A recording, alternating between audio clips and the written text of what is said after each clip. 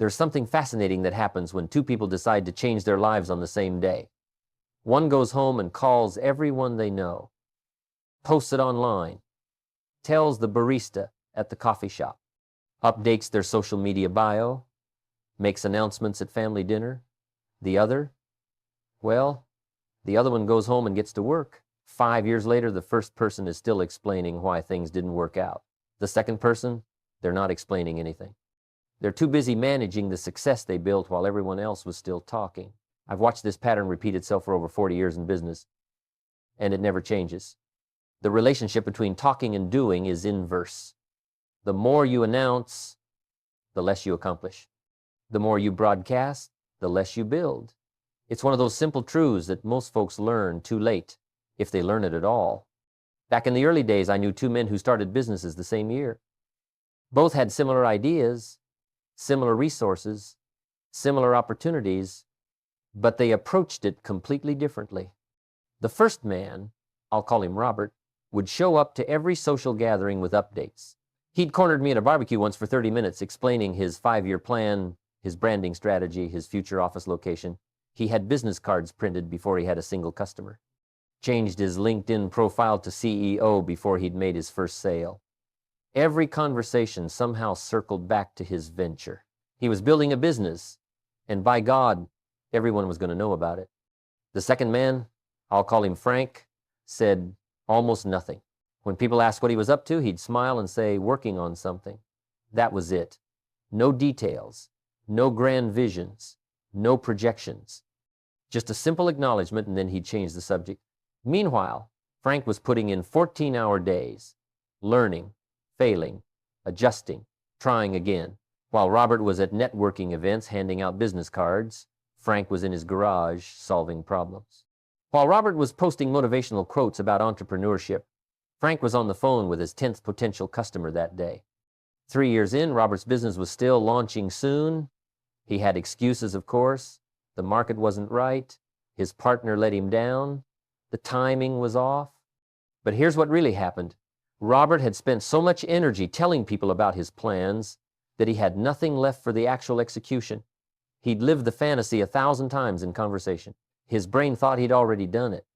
Frank, on the other hand, had built something real, profitable, growing. When people finally found out what he'd been working on, they were shocked. Why didn't you tell us? They'd ask. Frank would just shrug. I wanted to make sure I had something worth talking about first. That's the difference. One man needed validation, the other needed results. Here's what happens in your brain when you announce your plans. The moment you tell someone about your goal, your intention, your big dream, something chemical occurs. Your brain releases dopamine. That's the feel-good neurotransmitter, the reward chemical. And here's the problem. Your brain can't tell the difference between the planning and the doing. When people react positively to your announcement, oh, wow, that's amazing, good for you, I always knew you had it in you, your brain registers that as progress, as accomplishment, as success, but nothing has actually happened yet. This is why so many people can talk about writing a book for 20 years and never write a single chapter. They've gotten the reward already. They've received the praise, the encouragement, the recognition. Their brain thinks the job is done. The goal has been achieved in the most important place in their own mind and in the minds of others.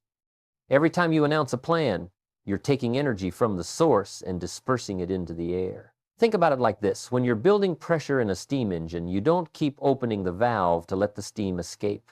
You contain it, you build it, you let it accumulate until it has enough power to move something heavy, something real. Your intentions work the same way. Every announcement is a pressure release. Every broadcast is a leak in the system.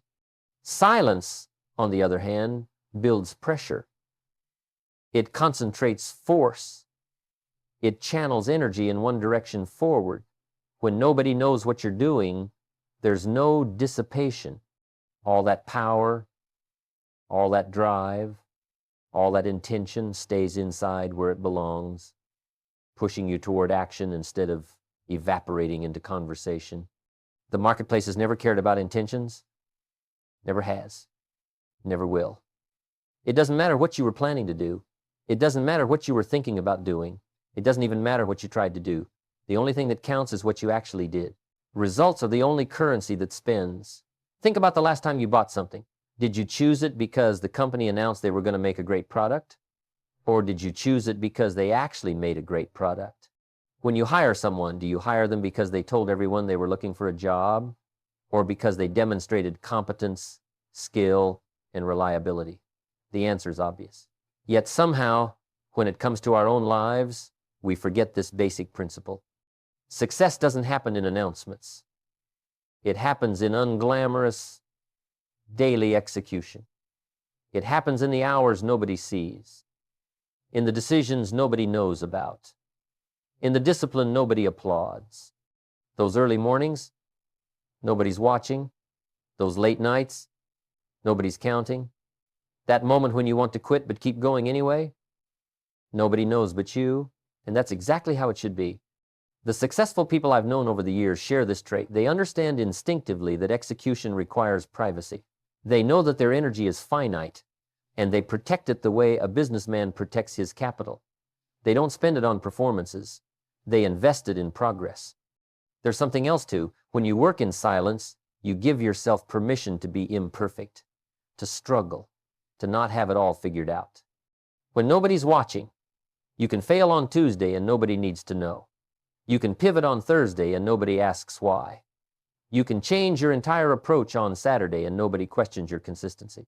That freedom, that's priceless. That's where real growth happens. But the moment you announce, you create an audience. And audiences have expectations. Now, you can't just work, you have to perform. You can't just learn, you have to look like you know.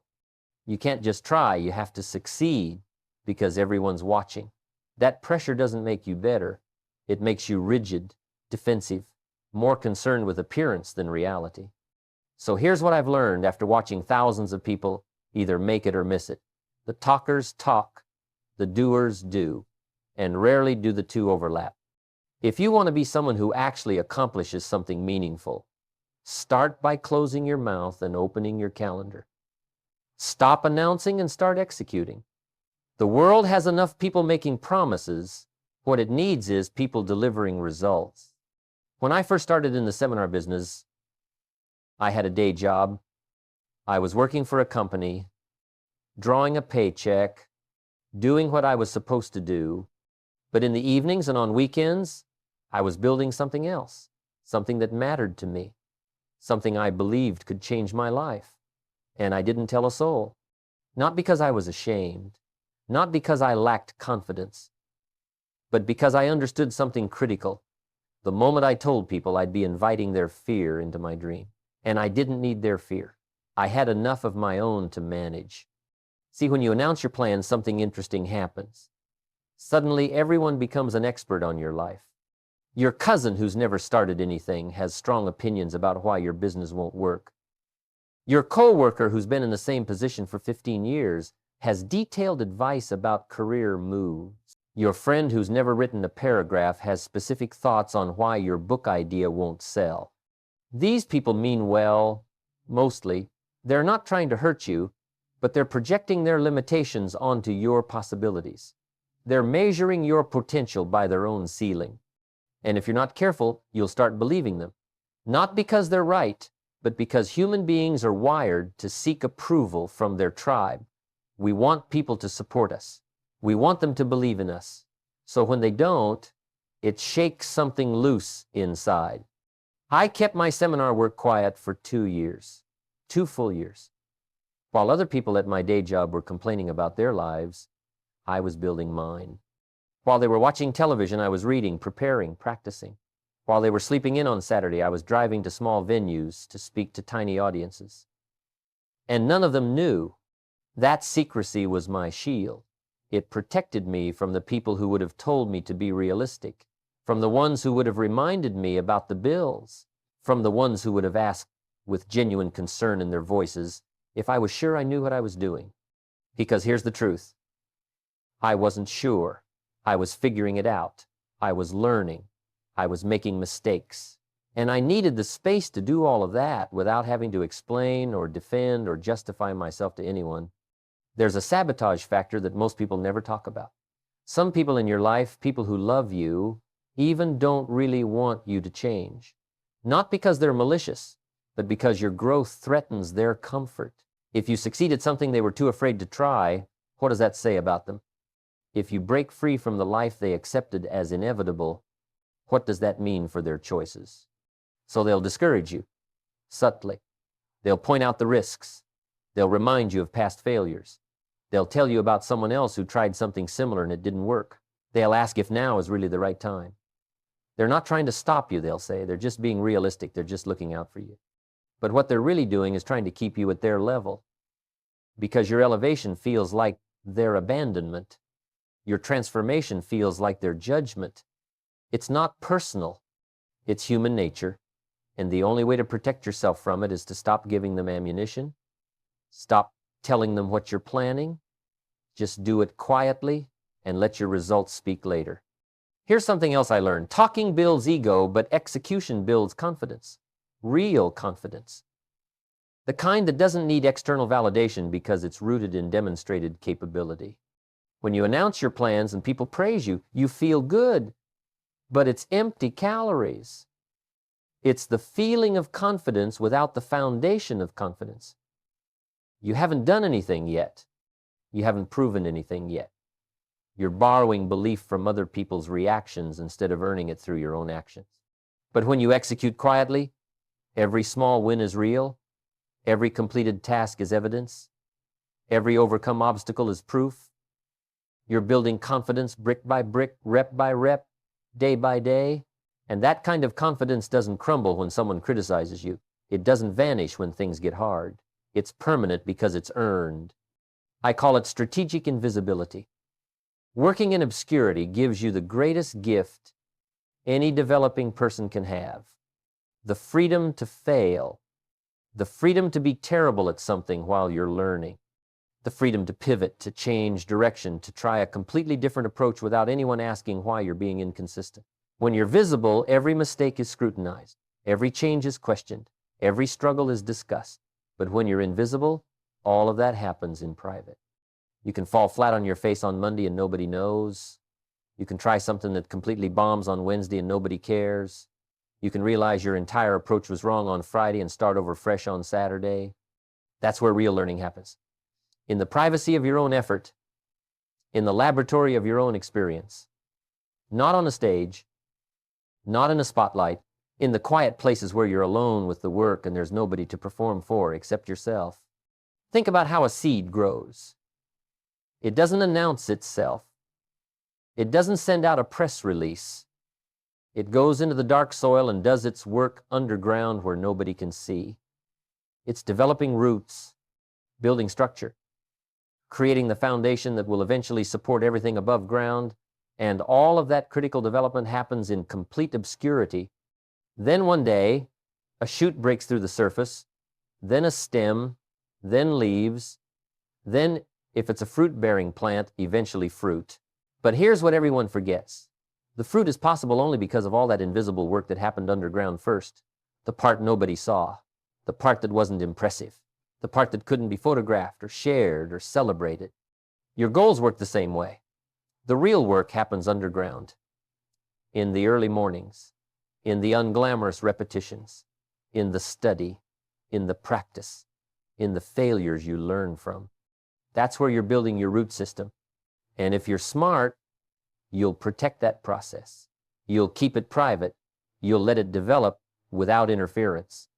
Silent execution compounds differently than public performance. When you're working quietly, you're free to be consistent. There's no pressure to be interesting. No need to make every day dramatic. You just show up and do the work, day after day, week after week, month after month. That consistency is boring to talk about, which is exactly why it works. Success isn't exciting. It's repetitive. It's doing the same valuable things over and over until they produce results. But try explaining that to someone who wants updates. Try posting that on social media. Day 47 of doing the same thing I did yesterday, not exactly compelling content. So the person who announces their journey feels pressure to make it interesting, to have breakthroughs, to share insights, to document the drama. And in doing so, they spend energy on the performance instead of the progress. They're thinking about how to frame their experience instead of just having the experience. They're curating instead of creating. The silent worker, though, they're just working, just creating, just building. There's no performance anxiety because there's no performance. There's no update pressure because nobody's expecting updates. There's just the work and the person doing it. That simplicity is powerful. I've watched people spend years building a reputation for talking about what they're going to do. They become known as the person with big plans, the person with exciting ideas, the person who's always working on something. They're so invested in being the person with potential that they never actually fulfill it, because fulfilling it would mean they're no longer the promising up-and-comer. They'd just be the person who did the thing. And somehow, the promise feels safer than the proof. The silent executor doesn't have that problem. They're not building a reputation for potential. They're building actual capability, real skill, demonstrated results. And when the time comes to show what they've built, they don't need to convince anyone. The work convinces people all by itself. So if you're serious about changing your life, about building something real, about becoming someone different than who you are today, try this. Stop announcing it. Stop updating people. Stop seeking validation for your intentions. Take all that energy you'd spend explaining and put it into executing. Let people wonder what you're up to. Let them be curious. Let them even worry about you if they want. Because eventually, you're going to show up with something real, something tangible, something that speaks for itself. And that moment when your results make their entrance, that's worth more than 1,000 announcements ever could be. Here's a hard truth that nobody wants to hear. When you feel the need to tell everyone about your plans, it's because you don't really believe you'll follow through. That urge to announce, it's not confidence, it's compensation. You're trying to borrow belief from other people because you don't have enough of your own yet. Think about the things you're absolutely certain you'll do. Brushing your teeth tonight, showing up to work tomorrow, paying your rent next month. Do you call your friends to tell them you're planning to brush your teeth? Of course not, because there's no doubt, there's no question. You know you'll do it, so there's nothing to announce. But when we're uncertain, when we're scared, when we're not sure we have what it takes, that's when we start broadcasting. We're hoping that if we tell enough people, we'll trap ourselves into following through. We're hoping external pressure will do what internal commitment hasn't done. We're hoping that the embarrassment of failing publicly will be stronger than our desire to quit. And sometimes it works, for a while. But here's what that approach reveals. You're making yourself accountable to others because you won't be accountable to yourself. You need their eyes on you because your own eyes aren't enough. You need their disappointment as motivation because your own standards aren't high enough. That's backwards. That's building a house on sand. Real discipline doesn't need an audience. Real commitment doesn't require witnesses. The strongest form of accountability is the promise you make to yourself when nobody else is listening. That's the promise that matters. That's the one that builds character. I learned this the hard way. Early in my career, I'd set goals and tell people about them. I thought I was being smart, creating accountability, right? Wrong. What I was really doing was setting up an escape hatch. If I didn't follow through, I could blame circumstances. I could explain what went wrong.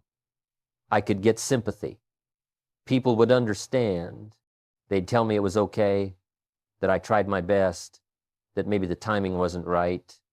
But when I started keeping my goals private, something shifted. There was nobody to explain to, nobody to give me sympathy, nobody to tell me it was okay. There was just me and the goal and the growing gap between my words to myself and my actions. That gap became unbearable, not because anyone else saw it, but because I saw it. And I realized that lying to myself was worse than lying to anyone else. Your word to yourself has to mean something. In fact, it has to mean more than your word to anyone else, because you can avoid other people. You can dodge their calls, skip their events, move to a different city, but you can't avoid yourself. You're stuck with you. And if you can't trust your own word, if you know deep down that your promises to yourself are negotiable, then what do you really have? Nothing. You have nothing. Because everything in life, every achievement, every relationship, every moment of pride is built on self-trust. And self-trust only comes from doing what you said you'd do when you said you'd do it, especially when nobody's checking. Silence is a filter. It separates real goals from fantasy. If you can't pursue something without applause, you don't really want it. You want the idea of it. You want the recognition that comes with wanting it. But you don't want the actual work, the actual sacrifice, the actual transformation required to achieve it. I've met countless people who talk about their dreams, writing a book, starting a business, getting in shape, learning a language. And when I ask them what they did today toward that goal, there's always a pause, always an excuse, always a reason why today wasn't the day. But they're happy to talk about it. They're energized by discussing it, just not by doing it. That's fantasy, not desire. Real desire is quiet because it's too busy working to talk. Real commitment shows up in calendars, not conversations. Real transformation happens in private moments of choice that nobody sees or celebrates. There's a maturity that comes with this understanding. Children need constant validation. They need to show you every drawing, every accomplishment, every new skill. Look at me, they shout. Watch this. And that's appropriate for children. They're developing. They're learning who they are, partly through the mirror of other people's reactions. But adults should have graduated from that need. Not entirely. We're still human. We still appreciate recognition, but we shouldn't require it to function. We shouldn't need to broadcast every intention to feel like it's real. We should be able to set a goal, work toward it, and feel fulfilled by the work itself, regardless of who knows about it. This is delayed gratification at its highest level. Not just delaying the reward, but delaying the recognition. Not just waiting for results, but waiting to even tell anyone you're working toward results. That takes a different level of maturity, a different level of self-possession. When you announce plans, you create artificial accountability to others. You're motivated by not wanting to look foolish, not wanting to be the person who talks big and delivers small. And while that can work short-term, it's exhausting. You're constantly managing perceptions, constantly aware of who knows what, constantly measuring your progress against their expectations. But when you keep your plans private, you're accountable only to yourself. The motivation is pure. It's about who you want to become, not who you want to appear to be. It's about actual growth, not perceived progress. And that internal accountability is sustainable because it doesn't depend on anyone else's attention or approval. There's also tremendous freedom in not having to update people. Think about how much energy goes into explaining yourself, why the timeline changed, why you pivoted, why things are taking longer than expected, why you decided to try a different approach. Every explanation is energy you could have spent on execution. When you work in silence, you owe no explanations. You make decisions based on what's working, not on what you said you'd do. You pivot when you need to pivot. You speed up or slow down based on results, not on commitments you made to people who don't really understand what you're doing anyway. This protects you from energy vampires too. There are people who feed on other people's enthusiasm. They're not building anything themselves, but they love to attach themselves to people who are. They want updates. They want to feel involved. They want to give advice. And every conversation with them leaves you feeling drained rather than energized. When you work quietly, these people can't find you. They can't tap into your energy. They can't siphon off your momentum with their doubts, their questions, their well-meaning but ultimately useless opinions. You're free to work at your own pace, in your own way, according to your own standards. And when you finally do show up with results, real, tangible, undeniable results, something magical happens. Nobody can take credit. Nobody can say they helped unless they actually did. Nobody can claim they always believed in you when they didn't even know what you were doing. The success is purely yours because the work was purely yours. That's power. That's freedom. That's what it means to trust yourself enough to work without an audience. There's a moment that happens when someone shows up with real results after working in silence. The room shifts, people lean forward. The questions change from "what are you going to do" to "how did you do that?" And there's a respect in that second question that the first one never earns. Showing beats telling, every single time. Always has, always will. Words are cheap because everyone has them.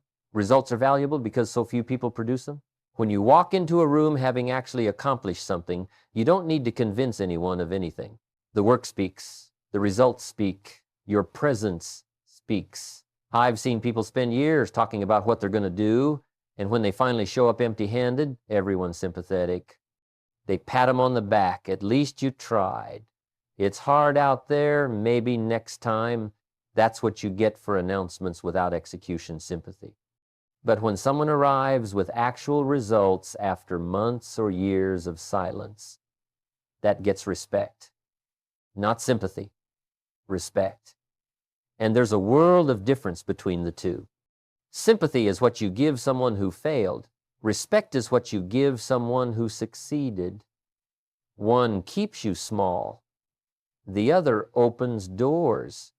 The world calls them overnight successes. The 15-year overnight success. The 10-year overnight success. The person who seemingly came out of nowhere with a best-selling book, a thriving business, a transformed body, a new skill that's mastered. But here's what happened. They were grinding in silence while everyone else was talking. They were learning while others were announcing. They were building while others were broadcasting. That novelist who suddenly appeared with a brilliant first book, they wrote 4 unpublished novels before that one. They wrote early mornings before work for 7 years. Nobody knew. Nobody was tracking their progress. Nobody was waiting for updates. They were just writing, learning, failing, improving. And then one day, they had something worth sharing. That entrepreneur who seems to have launched a successful company overnight. They failed at 2 businesses before this one. They worked jobs they hated to fund their dream. They spent weekends learning skills they'd need later. Nobody was documenting it. Nobody was cheering them on. They were just doing the work, accumulating knowledge, building capability. And then one day, they were ready. That's how it actually works. But because people only see the emergence, not the preparation, they think it happened fast. They think some people just have it and others don't. They miss the years of invisible work that made the visible success possible. Results create their own momentum. When you have something real to show, opportunities find you. The right partnerships appear. The right people take notice. Doors open that weren't even visible before. Not because you're networking or promoting or announcing, but because competence attracts opportunity. Demonstrated capability creates its own gravity. The market rewards execution, not explanation. Nobody buys your product because you explained how hard you worked on it. They buy it because it solves their problem. Nobody hires you because you talked about your potential. They hire you because you demonstrated your ability. Nobody invests in your company because you have a compelling story. They invest because you have compelling numbers. This is why the silent executor always wins in the long run. They're building things the market actually wants while the announcer is building things their ego wants. One creates value, the other creates noise. And eventually, the market sorts it all out.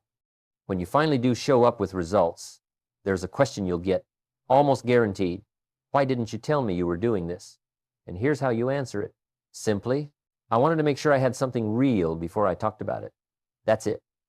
No apology, no elaborate explanation, just a simple statement of philosophy. Some people will be offended, they'll feel left out, they'll wonder why you didn't trust them enough to share. But that's their issue, not yours. You weren't obligated to give them a front row seat to your process. You weren't required to let them into your laboratory while you were still experimenting. You did them a favor, actually. You spared them from having to pretend to be interested in something that wasn't ready yet. The people who matter will understand. They'll respect it. They'll recognize the discipline it took. And often, they're the people who've done something similar themselves. Because success recognizes success, discipline recognizes discipline. The ones who've actually built something understand why you worked in silence. because they did too. Here's something critical though. Don't let success make you arrogant. Just because you achieved something through silent execution doesn't mean you're better than people who didn't. It means you learned a principle and applied it. That's all. Stay humble. Stay hungry. Stay focused on the next thing.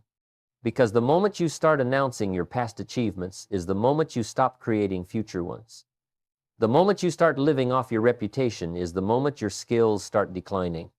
Success is not a destination where you arrive and then get to relax. It's a direction you keep moving in, and that requires the same discipline that got you here in the first place. So here's my challenge to you. Stop reading this and go do something. Close this tab. Put down your phone. Turn off the computer. Whatever it is you've been thinking about doing, whatever it is you've been planning to start, whatever it is you've been talking about for months or years, go do it. Right now, today. Not tomorrow. Not when conditions are perfect. Now. And don't tell anyone. Don't post about it. Don't call your friend to discuss it. Don't update your status. Just do it. Let the world wonder what you're up to. Let people be curious. Let them even worry if they want to. Work in silence. Build in obscurity. Execute without fanfare. And then, when you're ready, when you've actually accomplished something worth showing, let your results make all the noise you'll ever need. Because at the end of the day, the doing is the thing. Not the telling, not the announcing, not the explaining. The doing. Everything else is just distraction dressed up as productivity. Now go do the work. The clock is ticking. Every moment you spend planning the announcement is a moment you could spend doing the work. Every conversation about what you're going to do is energy stolen from actually doing it. Every update you craft is time taken from creating something worth updating about. Success isn't complicated, it's just rare. Because most people would rather look busy than be productive. They'd rather seem ambitious than be disciplined. They'd rather announce potential than demonstrate capability. But not you. Not anymore. Now you understand that silence isn't weakness, it's strategy. That privacy isn't secrecy, it's protection. That working without an audience isn't lonely, it's focused. So make yourself a promise right now. Not to me, not to anyone else, to yourself. That the next goal you set, you'll keep it quiet. That the next change you want to make, you'll make it privately. That the next dream you have, you'll build it in silence and let the finished product speak for itself. Your future self is watching. Make them proud. Not with words, but with action. Not with announcements, but with results. Not with promises, but with proof. The work is waiting. Go be someone who does instead of someone who talks about doing. That's the difference that makes all the difference.